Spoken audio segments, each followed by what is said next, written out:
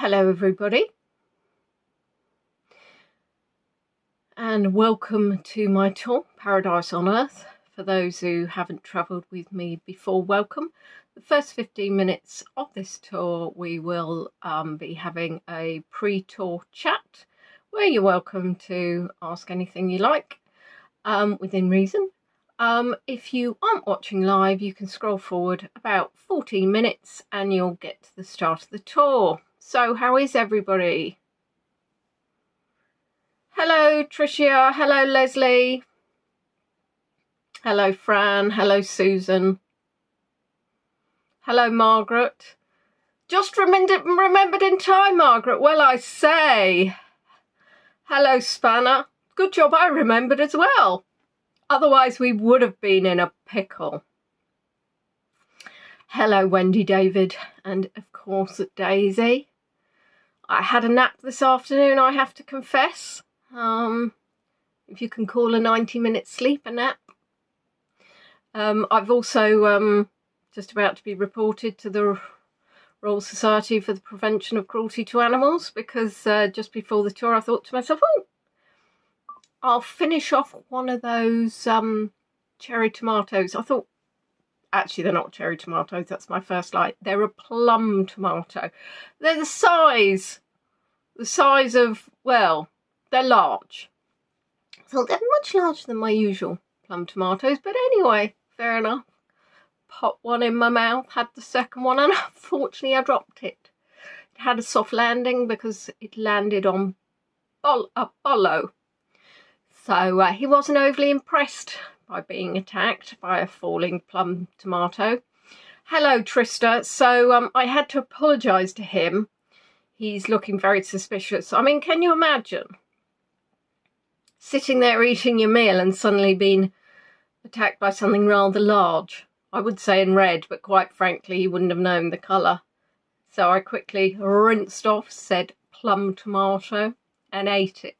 I ate the evidence. So if anybody comes round, they'll never know. So, ooh. Very changing weather today, yes.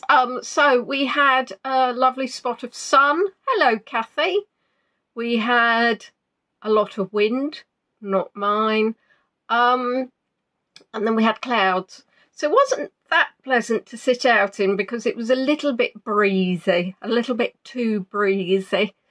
And it was rather lovely while the sun was beaming through, but unfortunately the clouds then had a bit of a get in the way.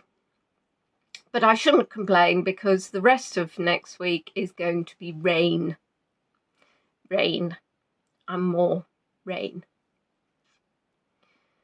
So we are, of course, can you believe we're rocking up to June?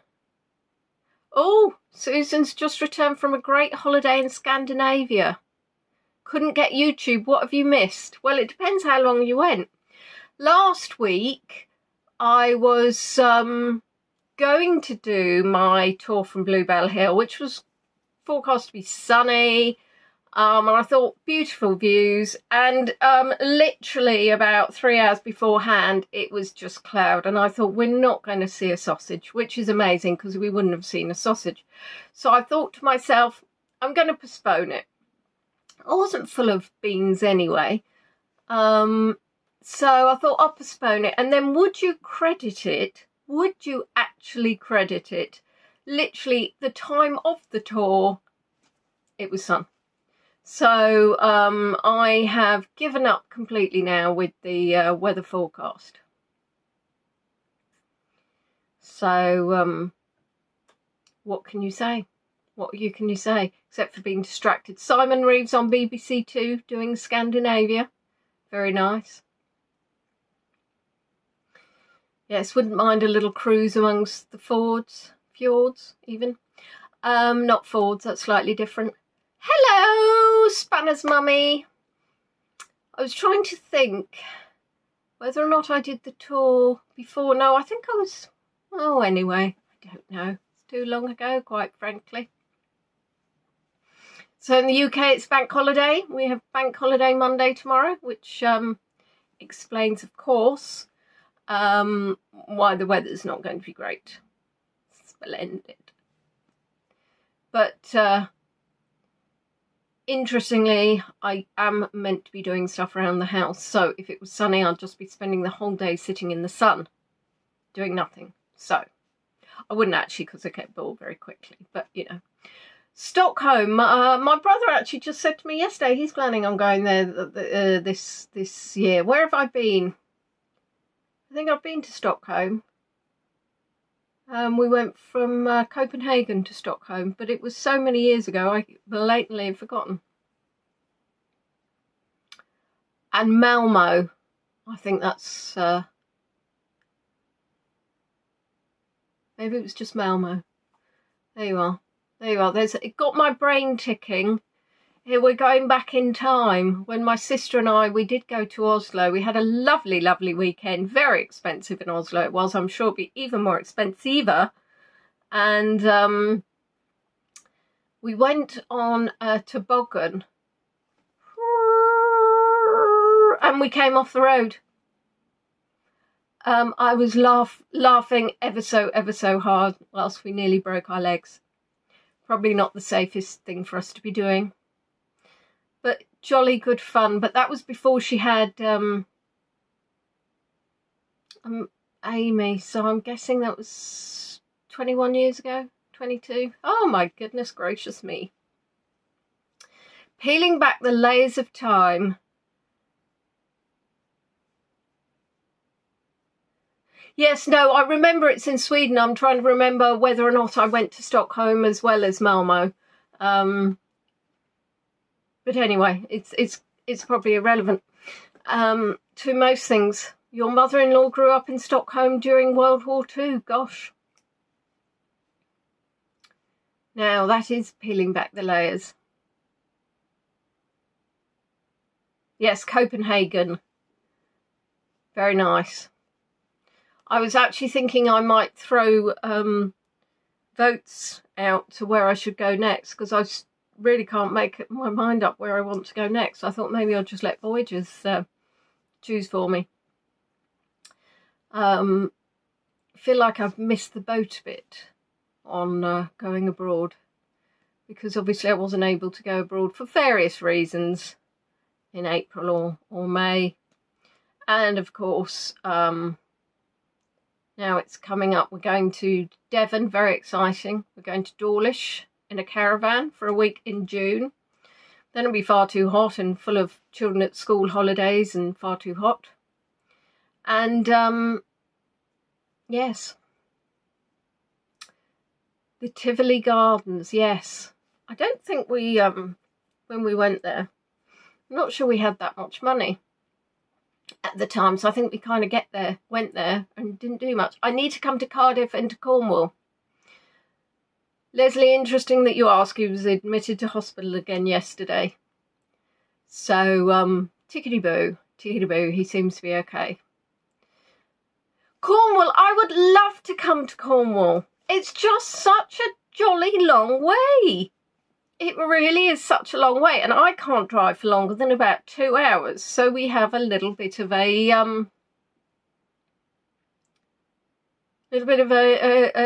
sort of conundrum. I want to go and annoy Wendy, David and Daisy, and they're just slightly over that time threshold.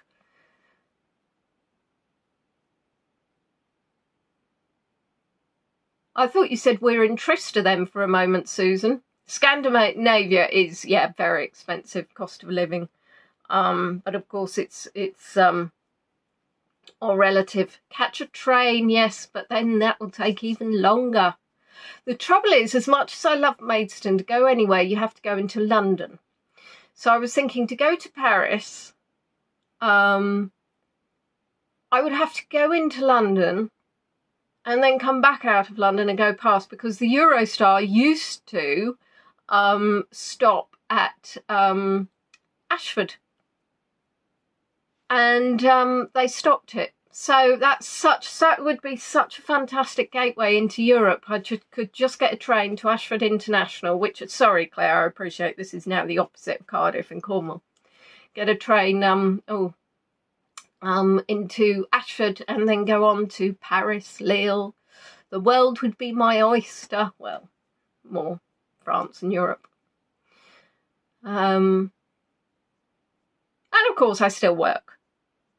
And of course I also have Mr. Blue needing his twice daily insulin injections. So just upping and leaving isn't necessarily something one can do at this point in life, but never mind.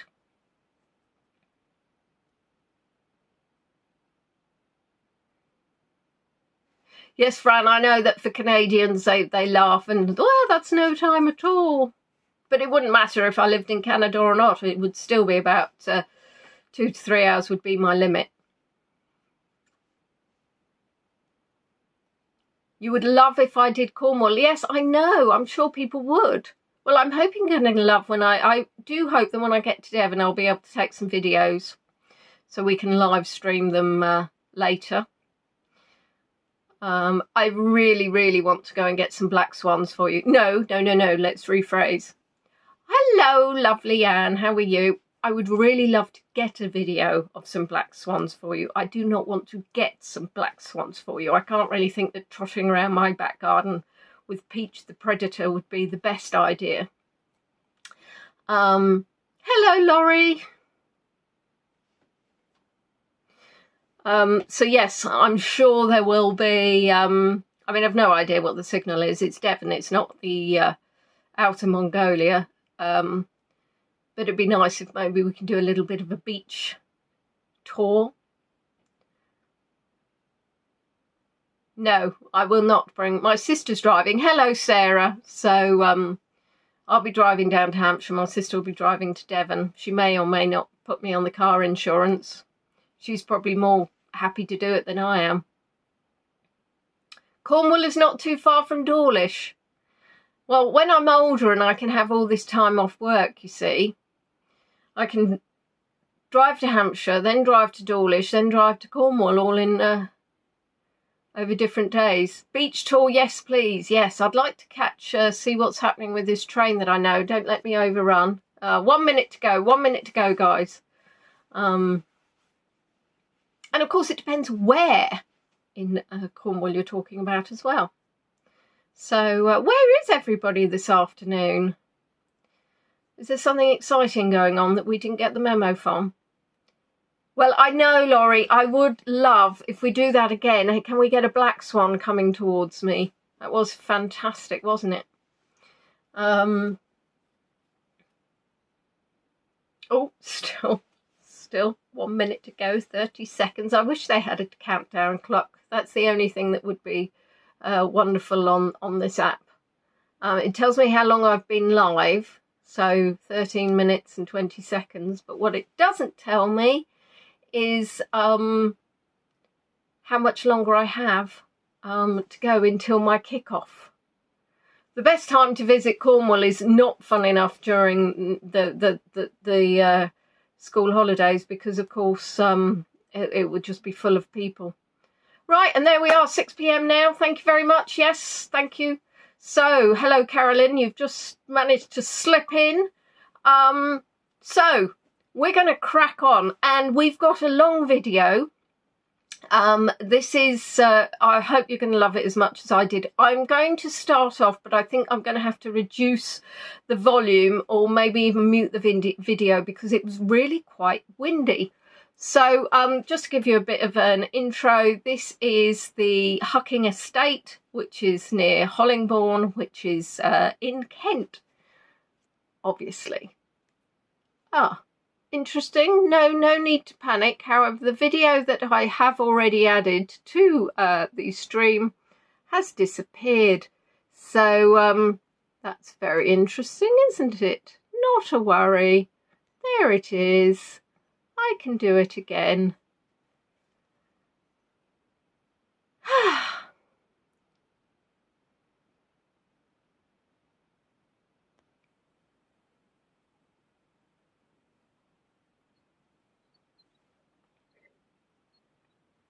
And there we are. We're starting off the landscape trail of 2.5 miles.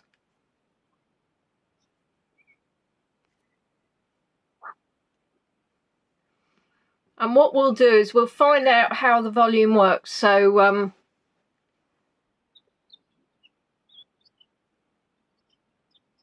think you should be able to hear some slight bird chattering, but not too much.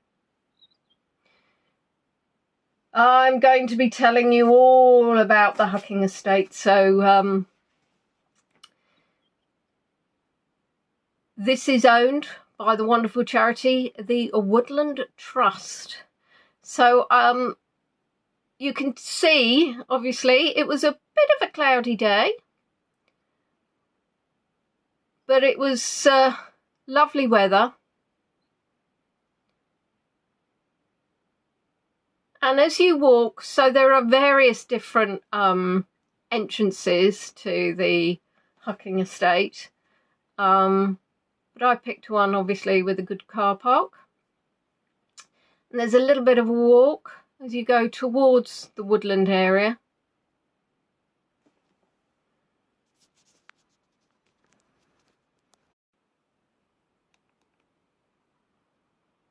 Now, excuse me, I think what I did was I accidentally closed the machine, so you may have noticed that I was standing, but I wasn't actually standing.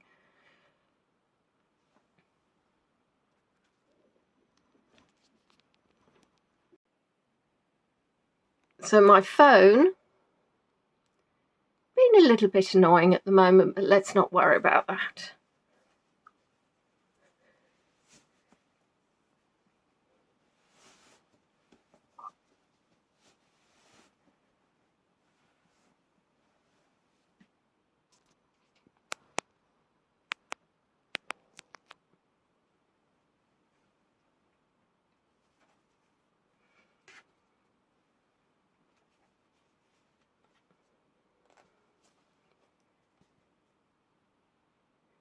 Now, the Hucking Estate is in the Kent Downs area of outstanding beauty. It's actually, of course, close to the village of Hucking, which is why it's called the Hucking Estate.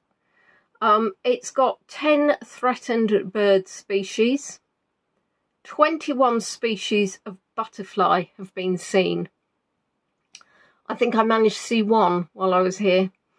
Bats include Daubenton's, the brown long-eared bat, and the natteras. Trees include oak, field maple, ash, hazel, sweet chestnut, hornbeam, and silver birch. And obviously, please don't ask me to identify any of them. Now, the Woodland Trust was bought this site in 1997, which interestingly enough is the year I came to Kent. And it was originally 72 hectares or 100 acres of woodland and 158 hectares or 390 acres of arable land. However, in 2017, they bought an additional 47 hectares, so 116 acres of grassland and ancient woodland. Now, since 1997, they've converted part of the arable land into native grassland and planted other areas with native trees to protect the ancient woodland areas. They've also been working to link many of the small areas of ancient woodland. And I've got so my main sort of knowledge of the Woodland Trust and what they did is actually when I recently there was a campaign, so Oaken Woods nearby me, which is ancient woodland, they stepped in to try and save it. Mike, please take your seat on the naughty step.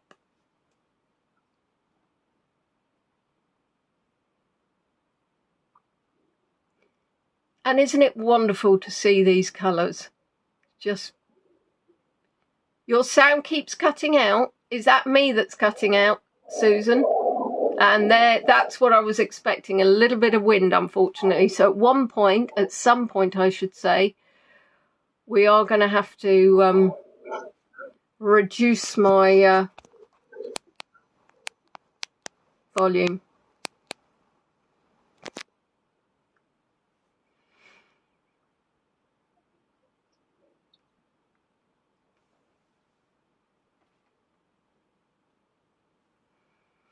So ancient woods are areas of woodland that have persisted since 1600 in England, Wales and Northern Ireland, and 1750 in Scotland. And the reason for this is that's when maps started to be reasonably accurate. They are unique and complex communities of plants, fungi, insects and other microorganisms. And just 2.5% of the UK is covered in ancient woodland. And you will see our first glimpse of some bluebells coming up here.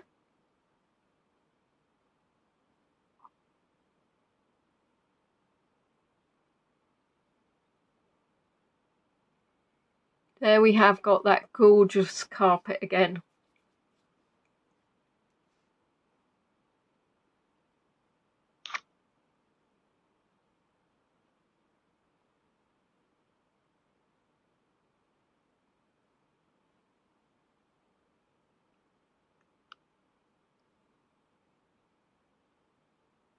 Just popped up. Hello, I'm a bluebell.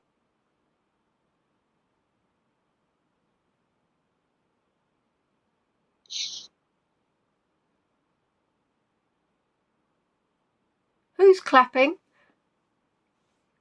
I don't think there's anybody clapping.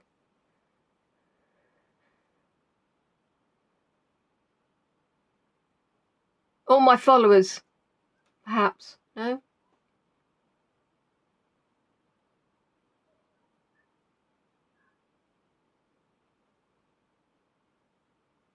And you can see there's a little breeze.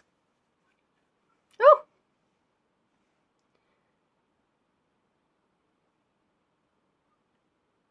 If anybody's having any issues with your sound, please refresh. You will hear some little noises in the background. That's people's.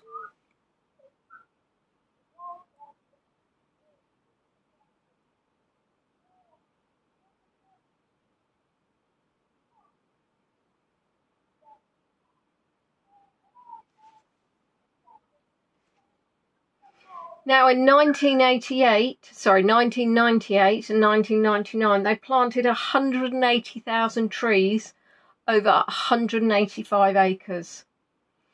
And another phase started in 2010.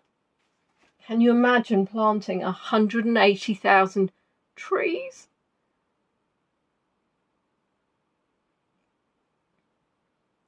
Well, of course, in the Wildlife and Countryside Act 1981, it's against the law to intentionally pick, uproot or destroy bluebells.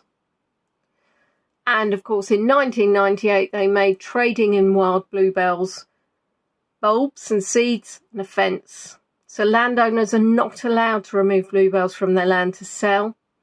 Digging up the plant or the bulb is prohibited, and that's meant to stop bulb collectors from supplying garden centres.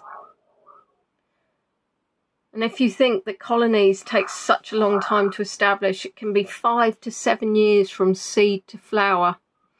Now, looking at this lovely site,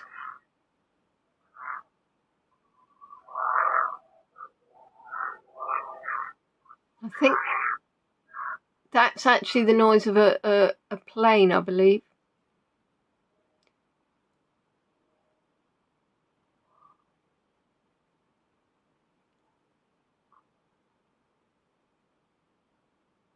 And we're still on the outskirts, really, of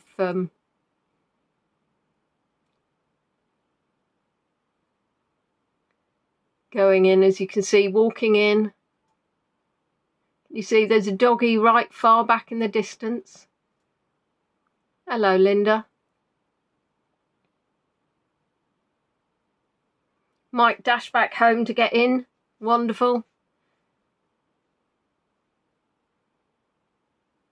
I did for a while think that there was another dog at the end, but it was actually not. It was just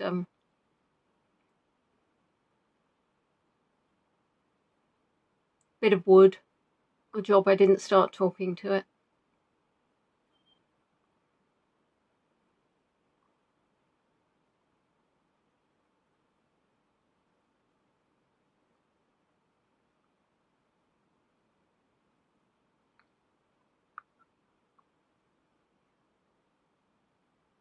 And if you think at some point I might be tripping over my own feet, you would be correct. I believe this is when I walked into something coming up. I'm not sure if you'll actually be able to see it in the video. Forestry work is in progress. Parts of this forest are temporarily closed. Stop danger.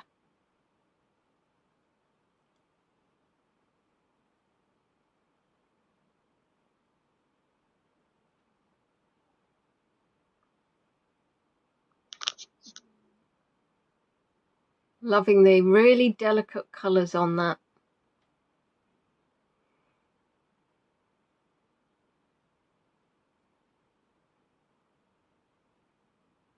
There you are. I think that's where I walked into something you'd never have known if I didn't tell you.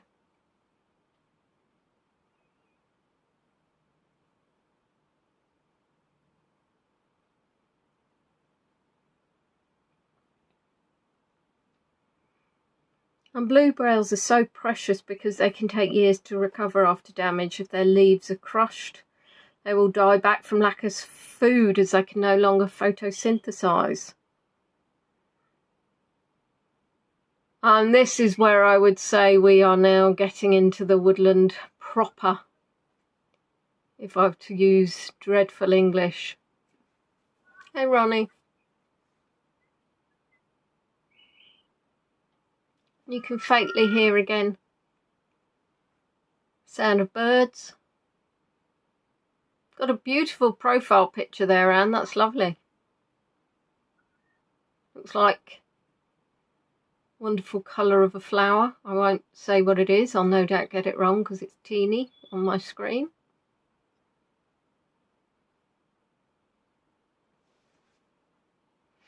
Now the Woodland Trust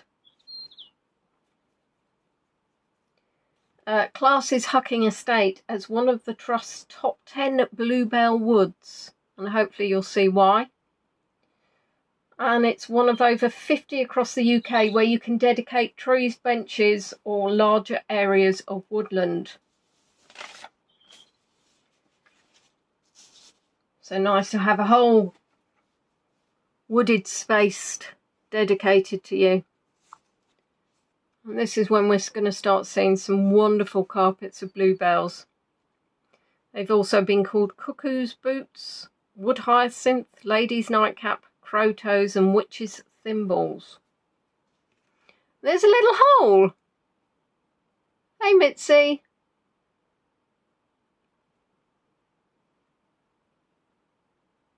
And there's my shadow.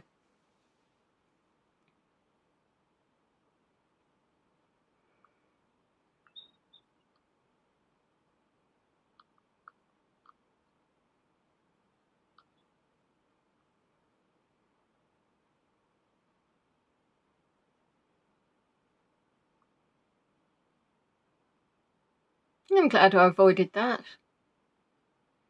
Can you see now just the bluebells? They're changing the view just with their splash of colour. We won't be getting lost in the wood today. I managed to get lost after the videoing, which is rather clever of me. Yeah, lady's nightcap. Crow toes I'm not so keen on. Wood hyacinth. Witch's thimbles. Now, ants help to spread bluebell seeds. Bees like their pollen and nectar. They sometimes bite a hole in the flower. So imagine when you open a chocolate bar and take a bit of a chomp. I think that's what bees do sometimes. They get overexcited.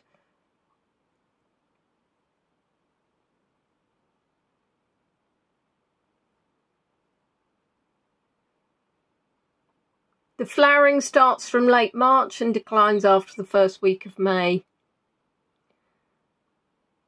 So I went in April to make sure we've got prime bluebell time.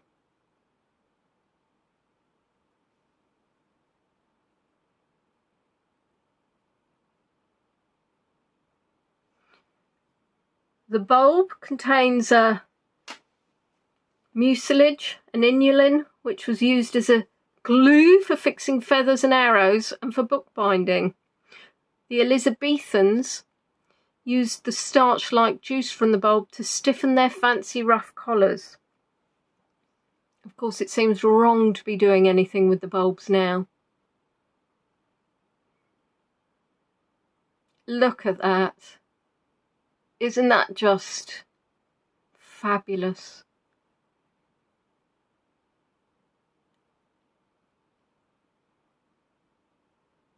Just so peaceful to look at that view.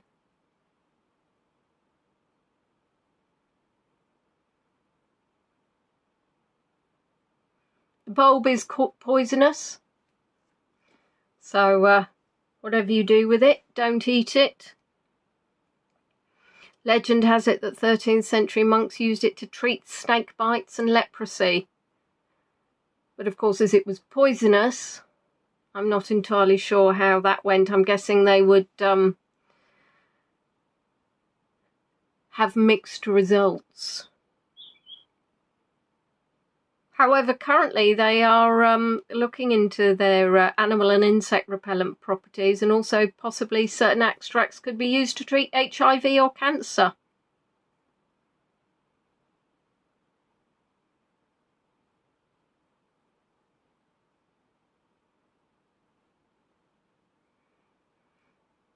Well, it's interesting.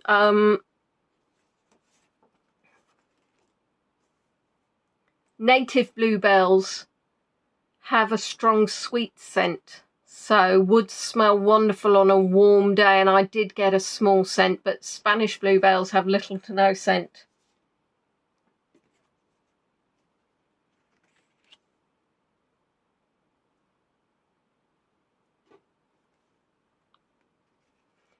And unfortunately, Spanish bluebells are a more vigorous plant and they could take over from the English variety. Look at this.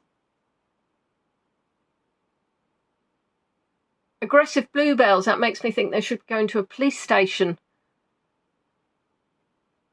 And again, just this gorgeous carpet of bluebells.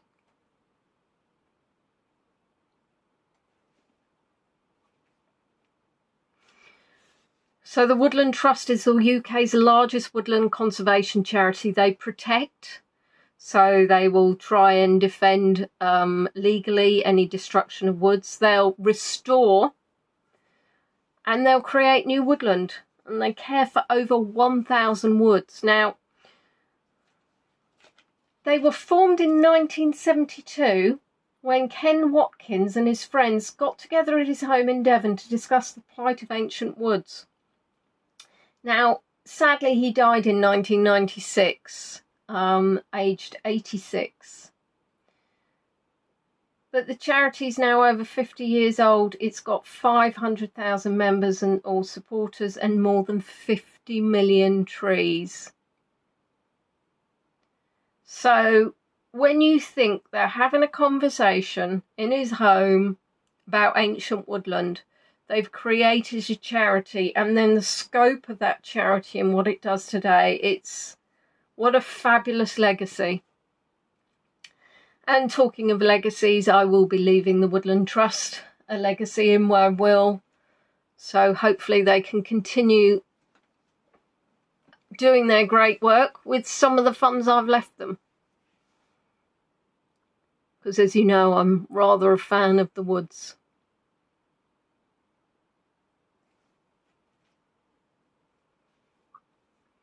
And on their website, so I'm not sure at what time scale this was, but they write that 1,225 ancient woods are threatened by development, and 1/3 of all woodland wildlife species are in decline.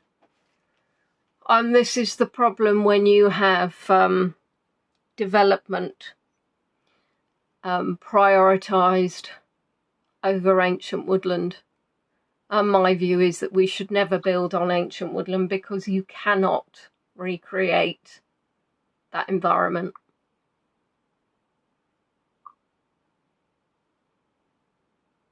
The 1973 campaign of Plant a Tree in 73. Well, my mother planted a Leone tree in 73. Now, as well as seeing bluebells today, we're going to be going for a walk round the Hucking Estate further on, so enjoy the bluebells. Because then we will move on, and I did promise fabulous views, and I am fairly sure you will not be disappointed, and some surprises on the way.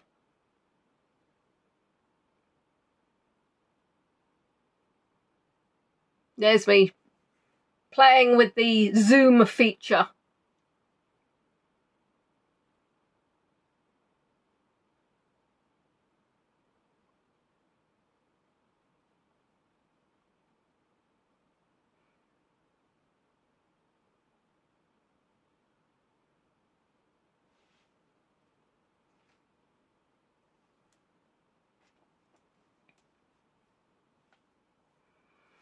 And why have we got Spanish bluebells? Because in the last 30 years they've escaped from gardens, mixing with the native species, so you end up with hybrids. So you've got your native English bluebells, you've got your Spanish bluebells, and you've got your hybrids. Now, if your pollen is creamy white, it's probably native or a hybrid. If it's green or blue, it is not native.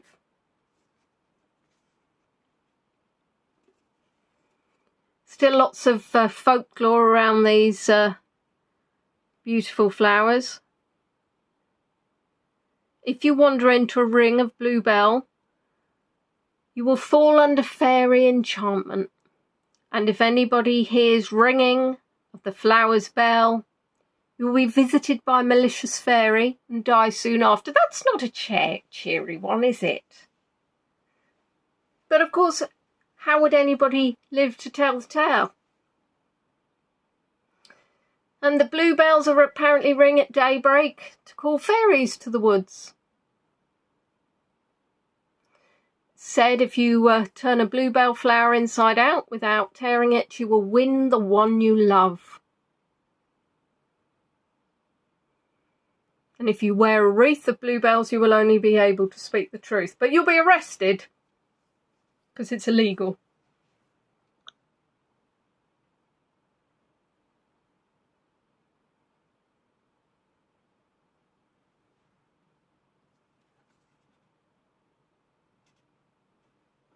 The native bluebells are usually a deep violet shade, and Spanish tend to be paler. Both come in white or pink.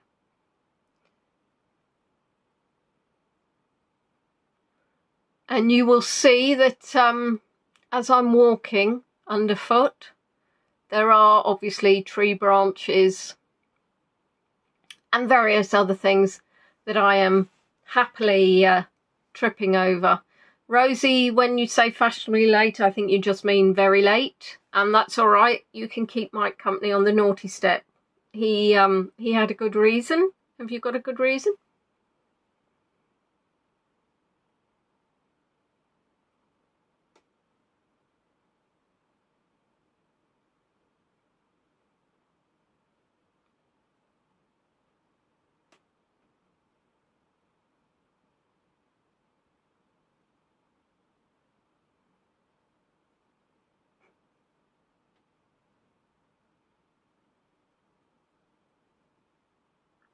And you can see that, so this light changes where the sunlight is coming through the trees.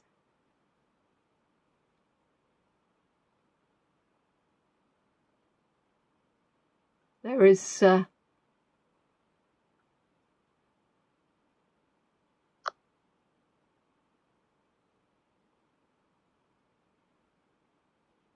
actually looks like a little bit of flashing, but it is actually just the sunlight. And we are coming to the end of the bluebells, and we're going to be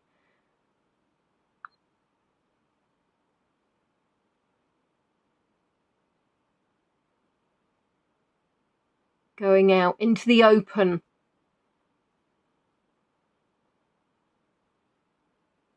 And what's interesting is that I've lived here in Kent, obviously, coming up for 28 years in July, would you believe?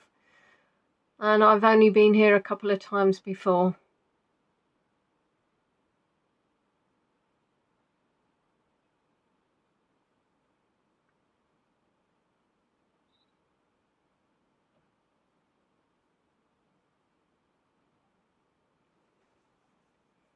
So for those of you that came with me to Cuckoo Wood, you can see this is a larger expanse. But I think both of them have their draws or appeal.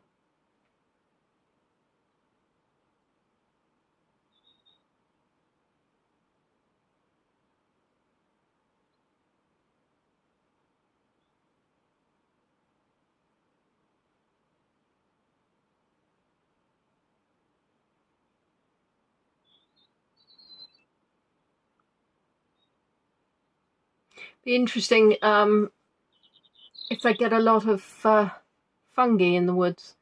We can see. So I might go back at a later time in the year, see if I can pick up some interesting fungi. When I say pick up, I mean video. So Wendy's countryside has been ravaged by the construction of the Oxford to Cambridge Railway and HS2, and now they want to install a huge array of solar panels.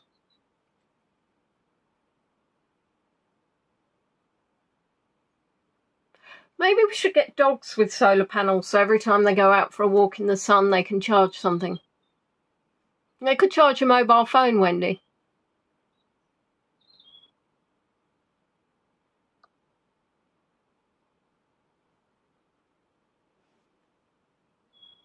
Hello, Sue. I hope yourself and Rolo are doing well.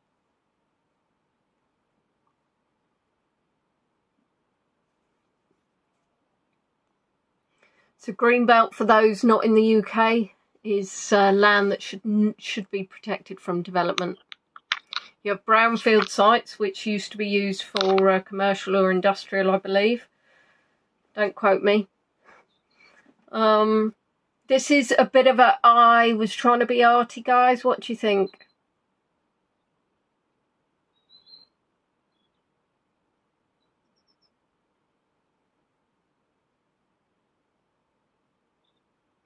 Yeah, cats with solar panels, not a bad idea, but they won't get the size. I'm thinking, you know, Daisy, she's quite a large dog. You'd be able to get quite a nice solar panel on her. Unfortunately, the cats, they're going to have a lot smaller.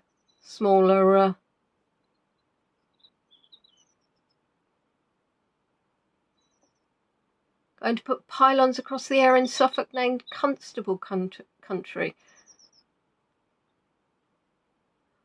Yeah, I do question sometimes whether or not they can all be put underground, but then I wonder about the devastation if you put them underground.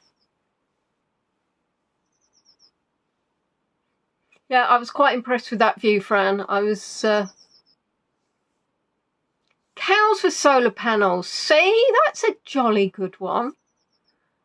And obviously it couldn't interrupt the way that they feel, so they'd need to levitate somewhat. The solar panels, not the cows. That would probably be expecting too much. I've never seen a levitating cow. Yeah, the moss does look lovely and soft, doesn't it?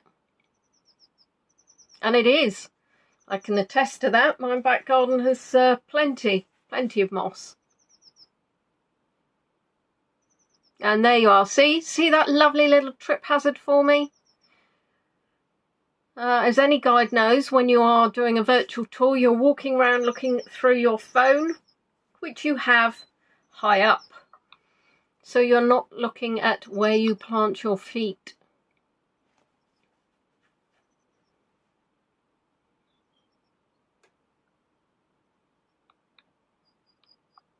However, as a Leone, I'm often not looking at where I put my feet either.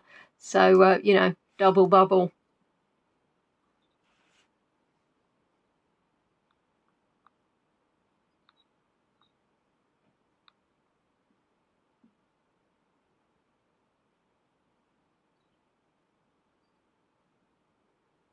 Now, fortunately, when you get a big branch fallen in front of you, you can see that quite clearly. No deer. So no deer.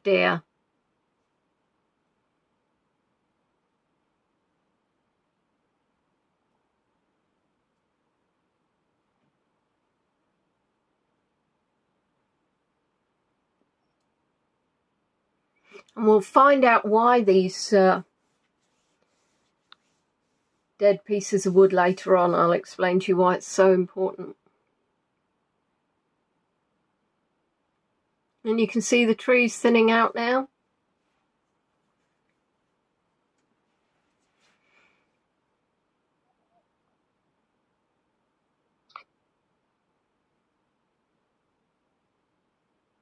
Middle Earth, yes, maybe we'll come across some hobbits.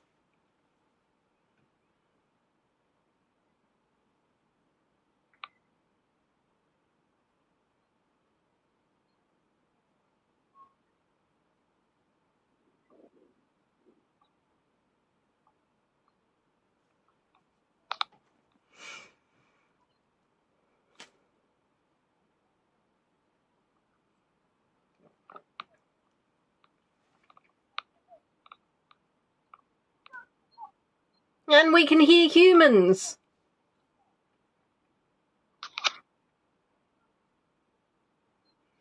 And I think soon I'll need to turn the volume down because I think we're coming into Windyville.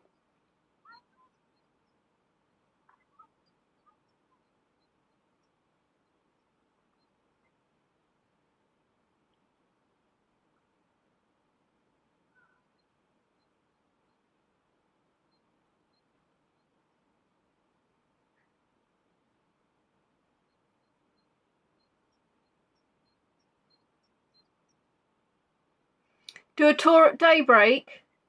Never seen fairies? Well, that's when Casey needs to come down from Canada and I can find her a little fairy suit. And if you are enjoying the video, please do like it.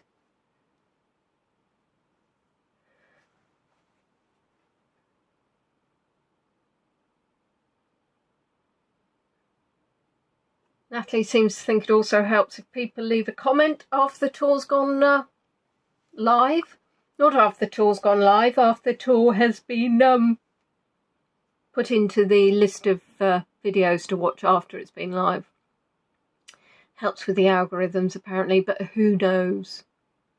My most liked video so far is the one of the Argosy strip, which I think is primarily down to the use of the word strip. So I think they're expecting something that it isn't.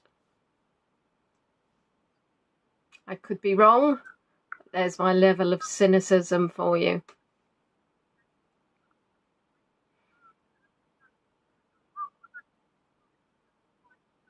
And there are some humans to the right of us, which I'm trying to avoid filming. Lots of little paths back up.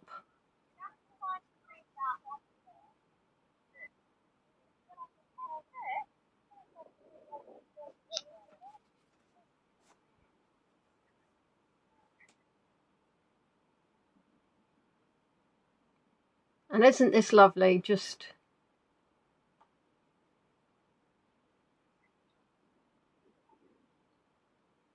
felt very adventurous, trotting off on my own.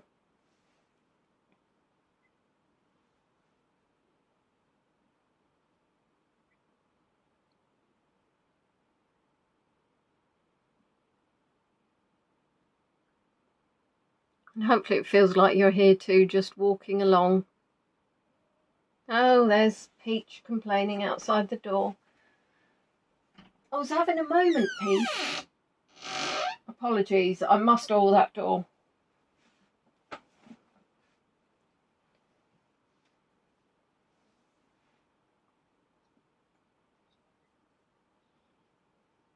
we're having a peaceful moment, and now she's purring like a loon.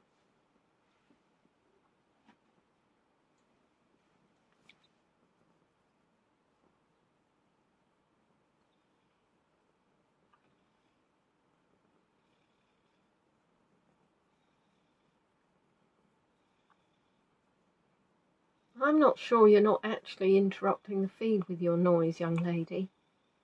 And you've got a cold foot.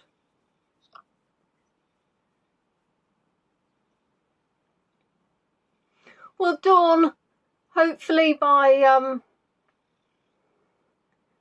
being here you can pretend it's you doing the walk.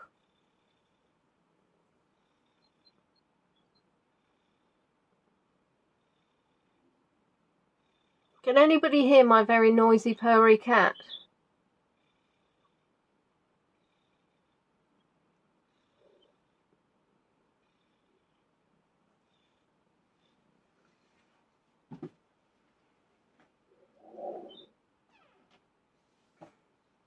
Look out for cattle. Cows are grazing the open habitat areas.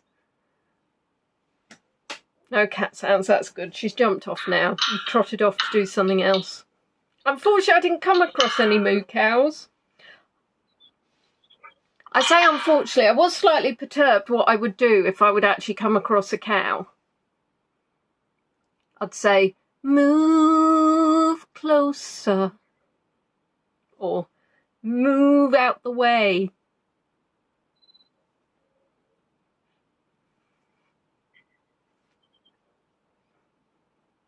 Now, within the woods, they've got a living log. And that living log is to show that decaying wood provides habitat for a range of creatures, including fungi. So they break down the wood and return the nutrients to the soil. Now, fungi start the process and the texture and content of the log changes, enabling other organisms to move in. A large log can take many decades to rot. In the UK, at least 2,000 species of invertebrates need rotting wood for part of their life cycle, which is absolutely fantastic, isn't it? Now, around half of these are rare or threatened by the lack of suitable habitats. Decaying wood is important to have in a living woodland, because I often, when I walked around woods, I'd be thinking to myself, oh, wonder why they don't clean up some of that wood. But actually, it's providing a habitat. And I've actually got a log, dead tree that I took down. Well, I didn't take down, it was dead when I got here, but that's been there for, gosh, I've lived here coming up for 18 years, so it's probably been there about 15 years. And of course all the wood lice and everything. Love it. And you will see, goodness gracious me, the joys of what I could tread in. And we are walking towards one of my surprises. You won't go into a field containing livestock. Would you go into a field containing gravy stock?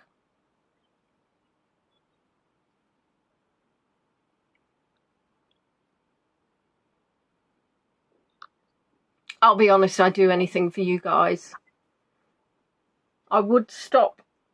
I would draw the line, draw the line at lions. I would not go into a cage of lions for you.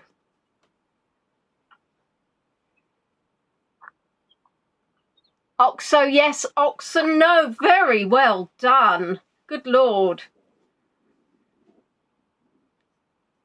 Now, what are we walking towards? What can we see? Well, I know, obviously, because I was there. We're walking towards a family. I do love the trees, that one on the left, just below the skyline. It's got a fabulous kind of shape.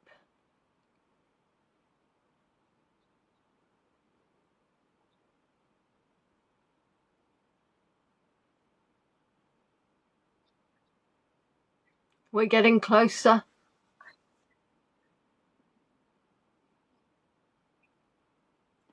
Fran was chased out of a pasture by a grumpy cow.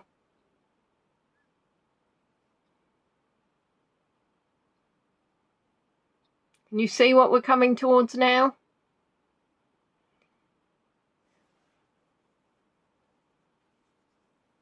Always say what you didn't expect.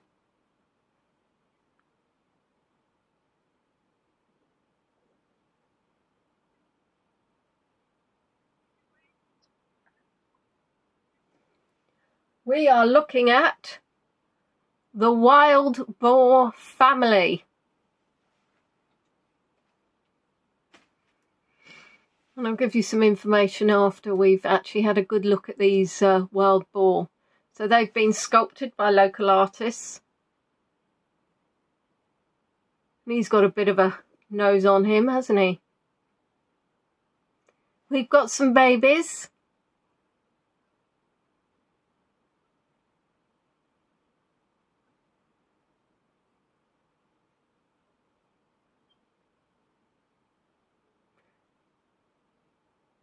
And then you've got a boar's bottom.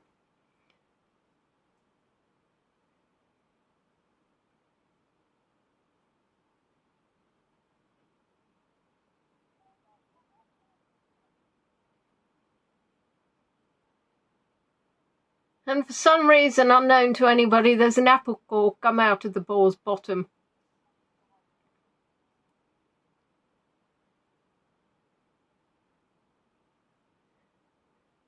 Now, I couldn't tell you which one's mummy. The name for baby wild boars, we probably did this in a quiz, didn't we? And I should know. Boarlets. Hoglets. Couldn't tell you which one's mummy and which one's daddy, but I can tell you which three are the babies.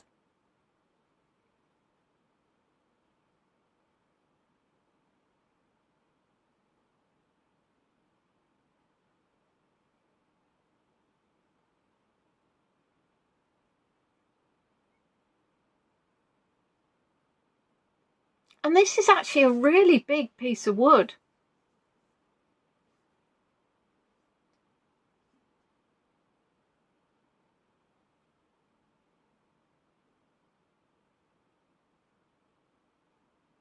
Oh no, you've got me, now you've got me asking if it's wood.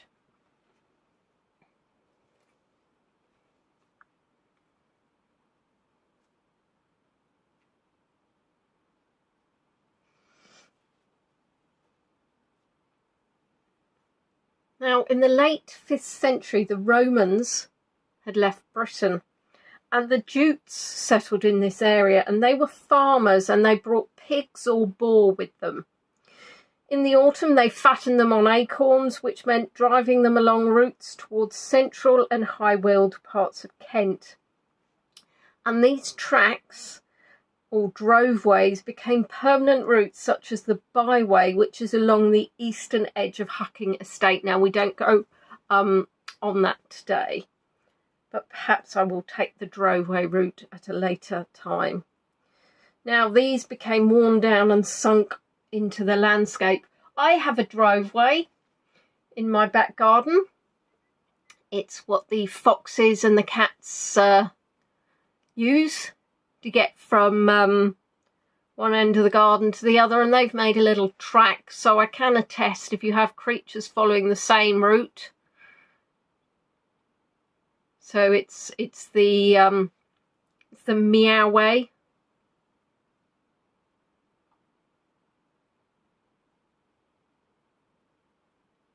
And again, really spectacular trees.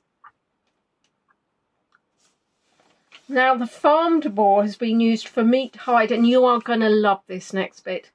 Being used from the hairs from their neck in the manufacture of toothbrushes. Now, this was stopped in 1930s. I'm sure you would love to get a toothbrush now, which had a bit of wild boar hair.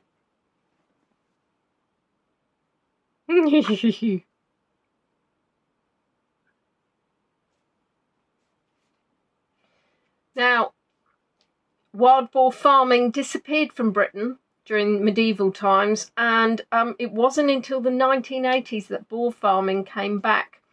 Due to occasional escapes, we've had Spanish bluebells escaping, and now we've got wild boar escaping. There are populations of wild boar in Kent, East Sussex, Dorset, Devon, and the Forest of Dean. And I'll be honest, I think I would be more scared about going into a forest with wild boar than I would into a field of cows.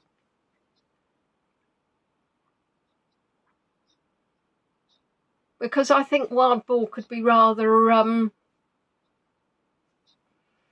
mean, that they're smaller, but could do a bit of damage. I don't intend to do a comparison. And can you see now the obviously the change with the light levels? It's still early in the, it's sort of mid-afternoon, but yeah, when we get under a cloud, you can really tell the difference in the colouring. And this is rather exciting. Where are we going? Leslie went to the Forest of Dean and terrified of meeting boars. Well, that's funny, because I was speaking to a boar the other day from the Forest of Dean, and they said they're terrified of meeting Leslie. Trista's hairbrush has boar's bristles. Oh, love the local knowledge. We have a real wild boar problem in areas of Alberta from escaped or released domestic populations. They don. I'm not sure, she's left us in suspense on that bit. They don.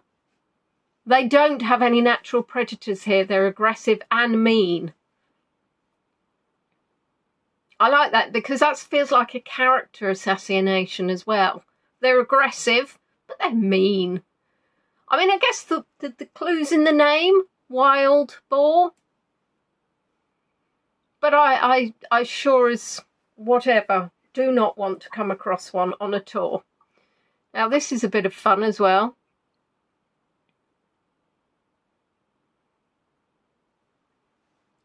Bit of a watering station, not the view that we're seeing, and this isn't the view, by the way, just to clarify.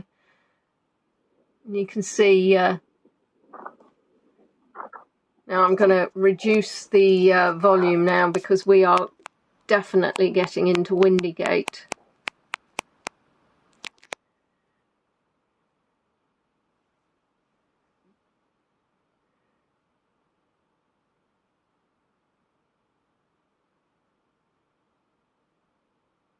Nice bath for anyone? Oh, Robin's, yes, unfortunately you are rather late. You've got a little bit, but the joy of YouTube, so you can watch it back. And you can watch the live chat as well if you wanted to, or you can just watch it with no comments whatsoever.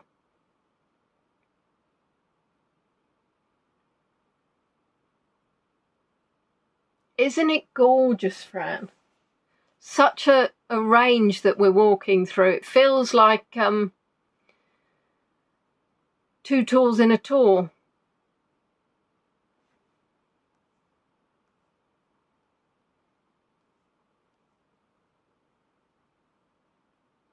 So they really are called humbugs, are they, baby boars? I thought that was a joke. Humbugs. I do like a humbug, but as a sweet. Say hello to Trista's husband. He'll be watching when he gets home from work.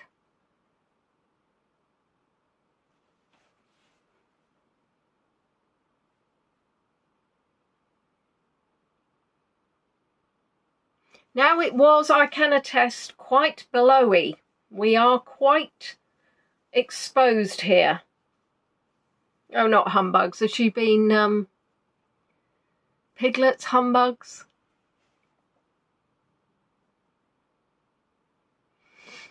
Are you leading me up the garden path, Wendy? I was quite excited. Humbugs.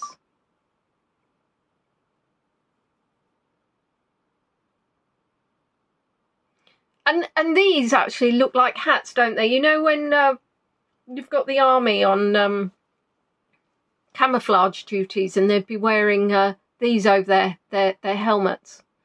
Could be just one massive helmet underneath that. But it's not. It's actually obviously shrubbery.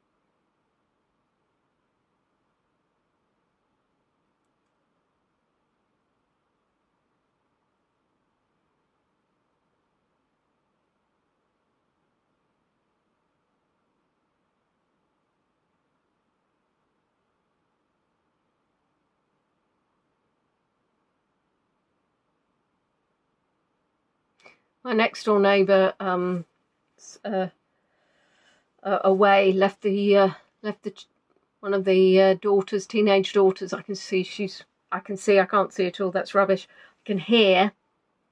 She's got the music on loud, having a party next door while mother and father are away. Google says piglets or ballets.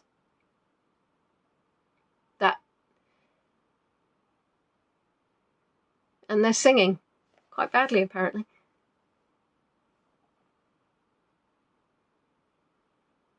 Well, I'm not sure I'd want to meet the father. And can you see we are now walking towards what is going to be some view?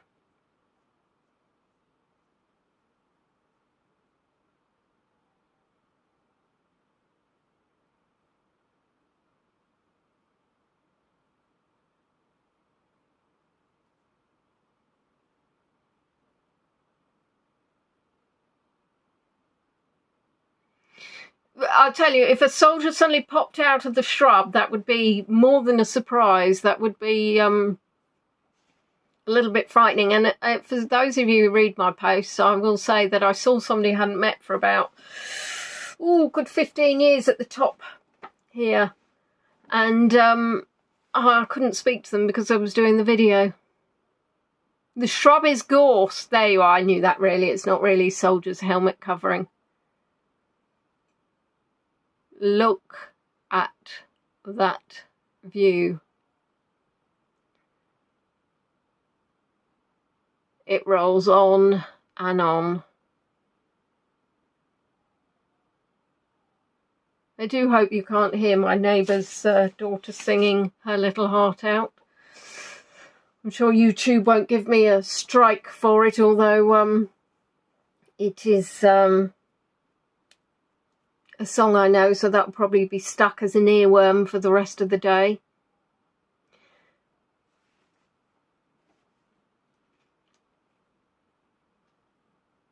So we are looking towards the Weald of Kent. So we're looking towards the village of Hollingbourne and beyond to Leeds Castle. And I think I worked out that potentially you might get a sunset from this view. And this is the other surprise. You are looking at the shepherd. Now, the Romans and then the Jutes created farmsteads, villages and towns that stretched from Hollingbourne, Leeds, Langley and Broomfield, which won't mean anything to most of you. They survived through the Norman and medieval periods to today.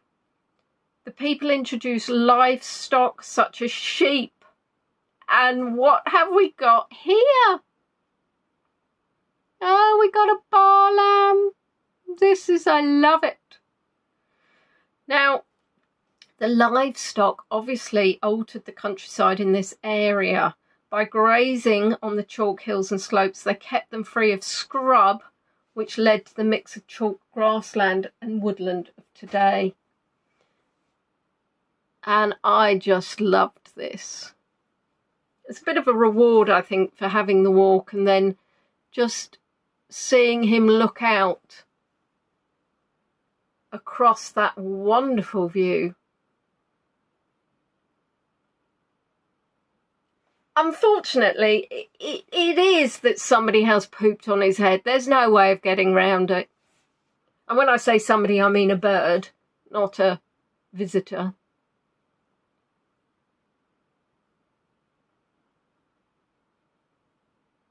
And there is a very large pylon there, but, you know, can't have everything.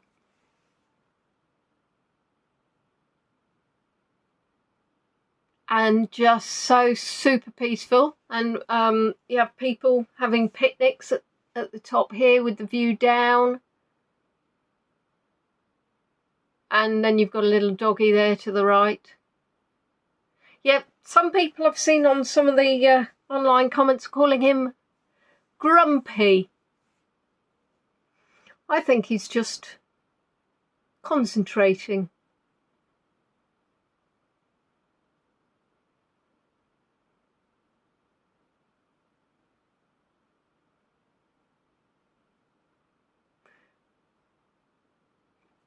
And there's a little notice board about him, and that's peppered with bird poo.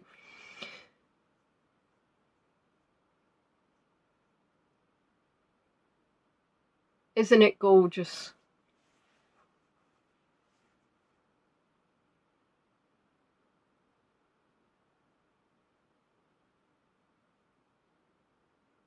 Yeah, maybe he's contemplating life with his little lamb curled up next to him. Oh, it's some skill. And you can see the patches of water out there. Now, somewhere out there is Leeds Castle, but far too far away for me to be able to pick it out for you.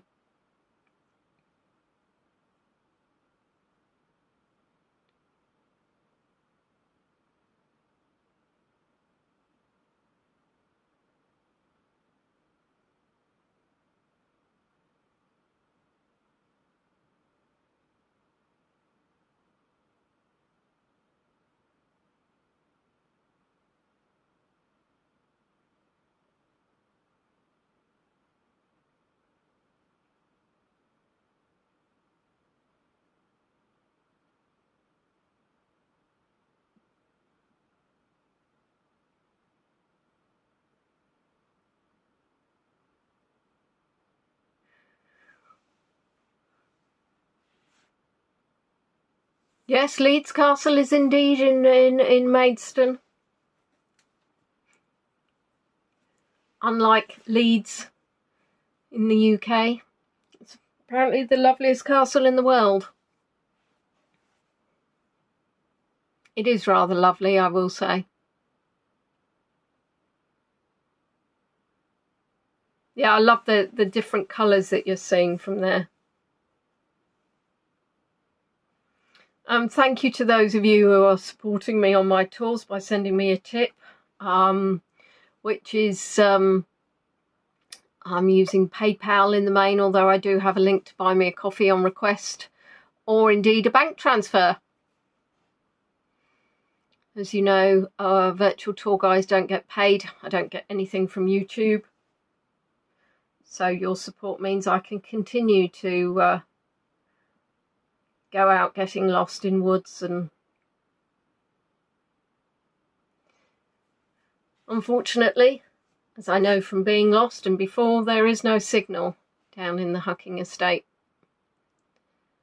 But in some respects, what we then have is the video streaming, which I think means that you get that really good quality of video.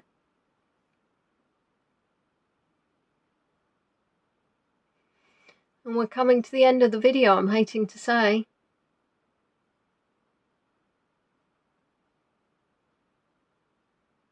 I just love the thought. Yes, I like to think of him just sat in thought. I'm walking backwards. I did at the time think this could go disastrously wrong, but I could just cut the end of the video if I ended up falling flat on my face, or rather flat on my back as I was walking backwards.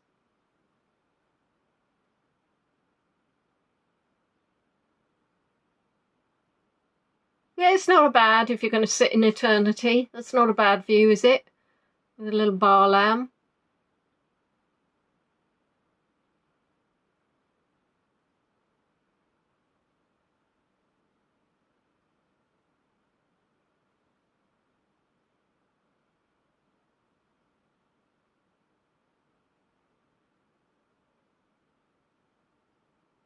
And you will see that he has stopped. So I hope you enjoyed it. I did have fun filming it for you until I got lost, and then it wasn't a lot of fun at all. But that's completely my fault for not having the ability to find my way out of a paper bag. So next weekend, the weather here is very changeable at the moment. Very frustrating because it's making it very difficult to plan. But I am thinking perhaps we will go to Lewes again. But I need to make sure that it's not raining and it's not too windy, because I think that can really ruin the tour. So keep your eyes peeled. I have booked a slot in the calendar, and we'll see how we go. But crossing my paws, and then very shortly I will be off to Devon. So hopefully we'll get to see something exciting there, and hopefully I'll be able to take a few videos that I can show you at a later stage. So thank you everybody for joining. Do, if you missed, I know some of you missed the beginning, do catch up when it regenerates itself onto YouTube. You can watch it back. Thank you again to everybody that's been able to send some contribution financial. Yes, Nat, you've missed it, but you'll be able to watch it, because as soon as I click end, YouTube will do its magic and you will be able to watch it all over again. So love to everybody. Take care. Bye for now. Bye.